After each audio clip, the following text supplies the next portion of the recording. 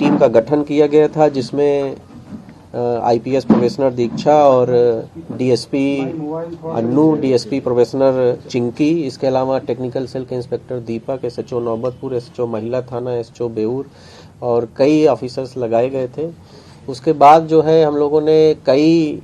वैज्ञानिक तरीके से और जो हमारा ट्रेडिशनल तरीका है इन्वेस्टिगेशन का, लोकल लेवल पर जाके मल्टीपल टीम्स बना के हम लोगों ने वहाँ की स्थानीय जो छोटी बच्चियाँ थीं, जो महिलाएं थीं, उन लोगों से बात की और उसके बाद जो है जो इन्फॉर्मेशन मिली थी उसके आधार पर, संदेह के आधार पर हम लोगों ने 2-3 लोगों को जो है पूछताछ के लिए ले आए थे। पूछताछ के क्रम में जो है इस पूरे मामले का उद्भेदन हुआ है और अभी तक जो बात आई है वो ये है कि एक व्यक्ति हैं, उसी जो आलमपुर गांव है उसके बगल में लगे हुए गांव है, वहां देवानंद राय उर्फ भोकलू, उनके द्वारा ये घटना कारित की गई है। अनुसंधान के क्रम में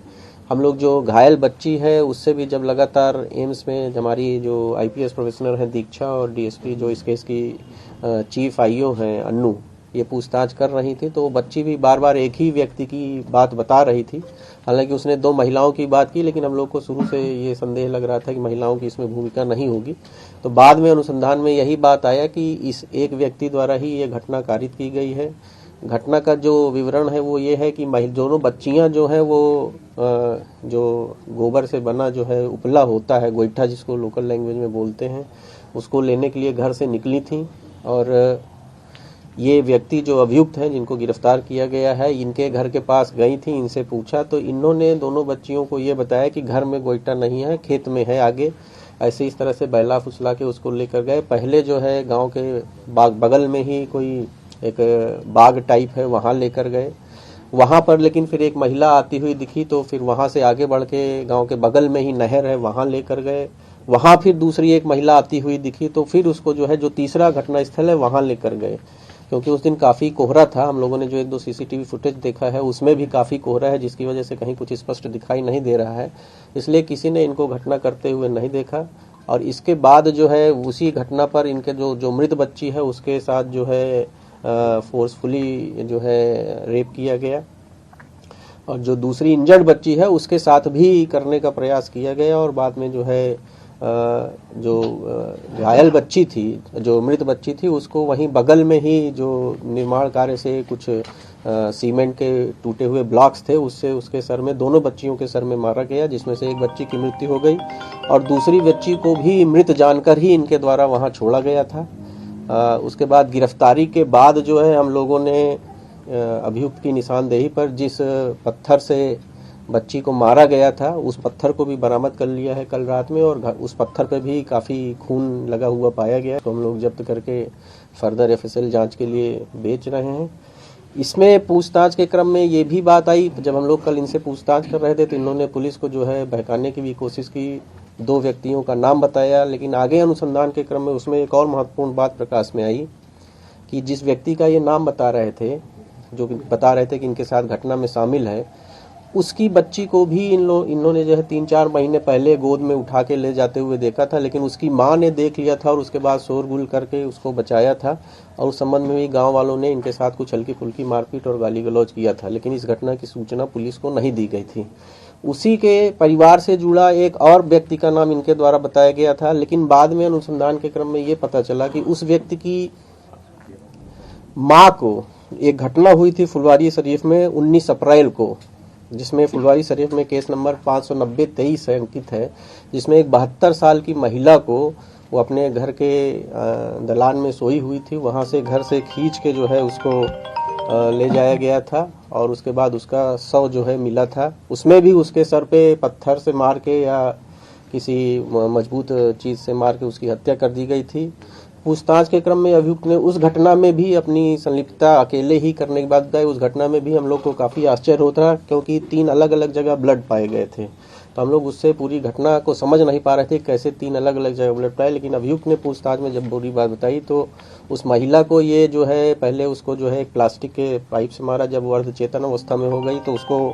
बगल के बाग में ले जाके उसके साथ भी इनके द्वारा रेप किया गया था।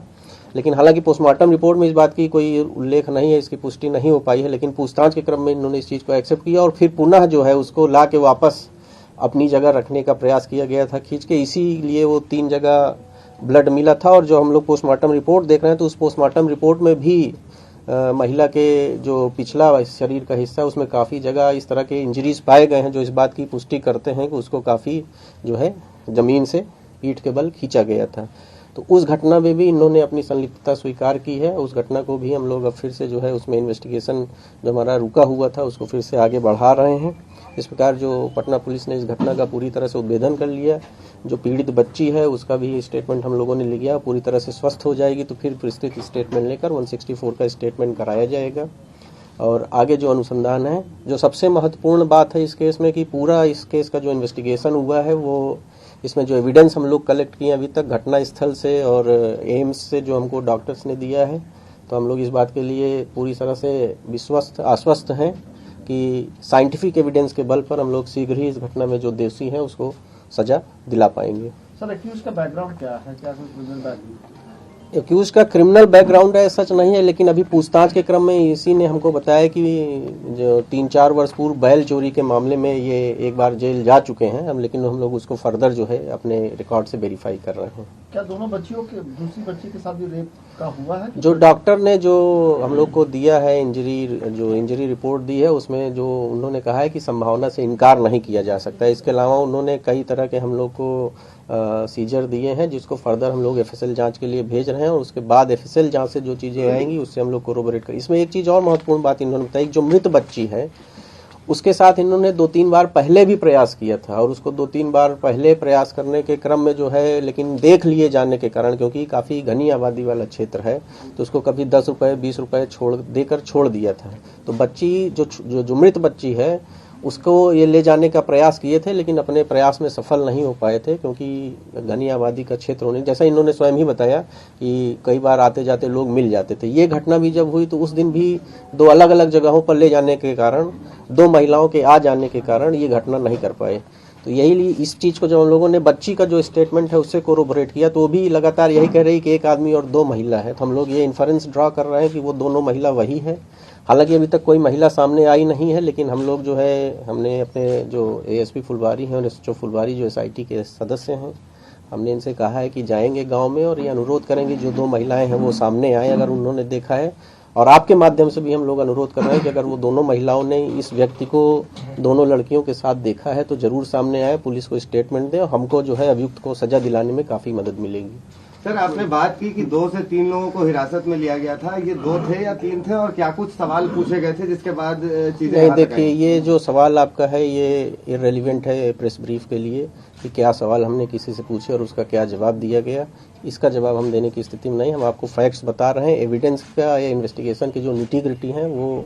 प्रेस के साथ शेयर करना संभव नहीं। सर, आपने जो बताया कि क्या है सर, इसका फैमिली बैकग्राउंड क्या है सर? ये फैमिली वहाँ रहती है या नहीं? ये फैमिली वहीं के स्थानीय ही रहने वाले हैं, जो आलमपुर गांव, आलमपुर है ना, आलमपुर गांव है, वहीं के रहने वाले हैं और खेती वगैरह करते हैं और दूध वगैरह बेचते हैं और इन्होंने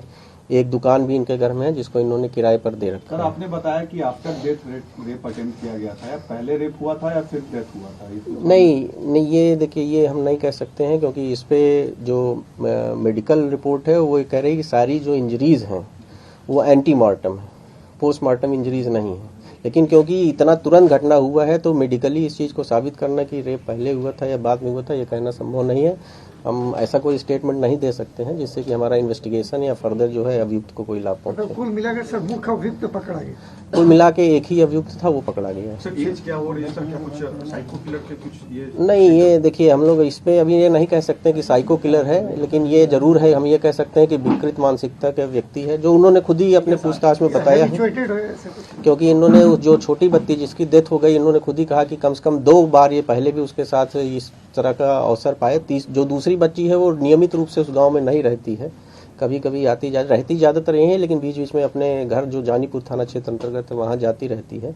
लेकिन जो मृत बच्ची है वो वहीं रहती थी, इसलिए उसके साथ इन्होंने बताया कि 2 बार हमने पहले भी इस तरह की हरकत करने का प्रयास किया था। एक और हमने आपको इंसिडेंट बताया जिसमें जिस लड़के का ये नाम फंसा रहे थे उसी की बच्ची के साथ इन्होंने इस तरह से उसको गोद में उठाते हुए ले जाते, इनको देखा गया था, फिर पकड़ा गया था और इनके साथ जो है गांव वालों ने हल्की फुल्की मारपीट की थी। इनकी उम्र लगभग 55 से 60 वर्ष के बीच में। 590 वाले मामले में इन पर कभी शक नहीं गया या? नहीं, क्योंकि इस तरह की कोई बात उस समय नहीं आई थी और गांव का मामला था, कोई इस तरह का सीसीटीवी फुटेज वगैरह भी कुछ नहीं, कोई साइंटिफिक एविडेंस भी नहीं था या किसी ने कभी इस तरह की कोई बात नहीं बताई, गांव वालों ने भी कुछ नहीं दिया। तो हम लोगों ने इनको जो है उस मामले में कभी संदेह घेरे में नहीं पाया था। रैंडम ही जब हम लोगों ने कल इन्होंने दोनों लोगों को फंसाने का प्रयास किया तो हम लोगों ने जो उन बच्चों उन लोगों से बुला के जो पूछताछ की, उन्होंने जो अपने एलिबाई बताया उसको जब हमने वेरीफाई किया तो सही पाया गया। तो हम लोग इस पॉइंट पे सोचने लगे कि क्यों ये इसी दोनों का नाम बताया। तो फर्दर जब आया तो उसमें एक बात ये पाई गई कि क्योंकि उसी की बच्ची के साथ इन्होंने ये करने का प्रयास किया था, उन लोगों ने जो भी इनके साथ जो है मिसबिहेव किया था, उस बात का बदला लेने के लिए उसको फंसाना चाहते थे। और दूसरा जो मामला था उसमें उन्होंने उसकी जो महिला परिवार की बुजुर्ग महिला सदस्य थी उसके साथ भी जो है उसकी हत्या कर दी थी रेप करके। पुलिस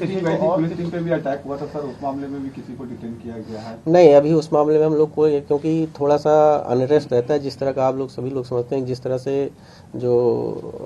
बेसिक ह्यूमन नेचर है, जो हमारी मानवीय भावनाएं और संवेदनाएं हैं, उसको झकझोर देने वाला ये क्राइम था। तो जो स्थानीय लोग हैं उनका गुस्सा वाजिब था निश्चित रूप से। तो हम लोग उसमें जो है उस गुस्से को समझते हुए हम फर्दर उसमें आगे कार्रवाई करेंगे। सर, बुद्धा कॉलोनी थाने में एक मामला सामने आया है जिसमें एक पुलिस वाली महिला के साथ लव जिहाद की बात आ रही है। देखिए, लव जिहाद जैसा जो ये सोशल टर्म हो सकता है, लेकिन पुलिस ब्रीफिंग के लिए ये टर्म यूज नहीं है। जो भी उसमें मामला है, इस तरह के बहुत मामले हैं और इसमें जरूरी नहीं कोई इंटरफेथ या इंटर कम्युनिटी मामले हो, एक ही कम्युनिटी के लोग भी इस तरह की हरकतें कर रहे हैं। तो आईपीसी में जो धाराएं हैं, जो अपराध